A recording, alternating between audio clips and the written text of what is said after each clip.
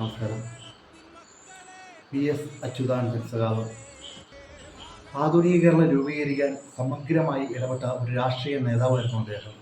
അദ്ദേഹത്തിൻ്റെ വിടവാങ്ങൽ കേരളത്തിലെ തന്നെ രാഷ്ട്രീയ ചരിത്രത്തിലെ ഒരു അധ്യായത്തിൻ്റെ അവസാനമാണെന്ന് വേണം പറയാൻ.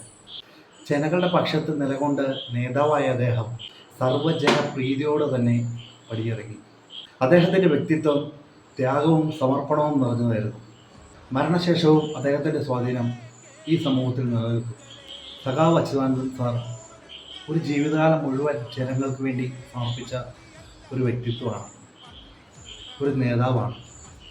സാമൂഹിക നീതി, കർഷക ശ്രേണിയുടെ അപ്ലിഫ്റ്റ്, ആത്മാർത്ഥത, ആത്മസമ്മാനം, ആത്മവിശ്വാസം, അദ്ദേഹത്തിൻ്റെ ജീവിതം ഈ മൂല്യങ്ങൾ നിറഞ്ഞതായിരുന്നു.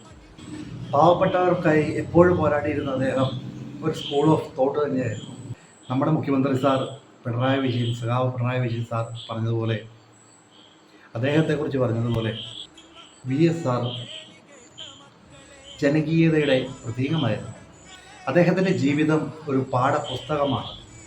ആത്മാർത്ഥതയും ആത്മനിർമ്മിതിയുമാണ് അതിൻ്റെ ഉള്ളടക്കം. നമ്മൾക്ക് അദ്ദേഹത്തിൽ നിന്ന് ഒരു കാര്യം പഠിക്കാം. സത്യസന്ധതയും ജനങ്ങൾക്കായി പോരാടാനുള്ള ആത്മസന്നദ്ധതയുമാണ്. അദ്ദേഹത്തിൻ്റെ വരവും പോവും കേരള ചരിത്രത്തിൽ ദൃഢമായി എഴുതപ്പെട്ടിരിക്കും. കണ്ണീരോടെ PS സാറിന് 1000 കണ്ണീർ പൂക്കൾ.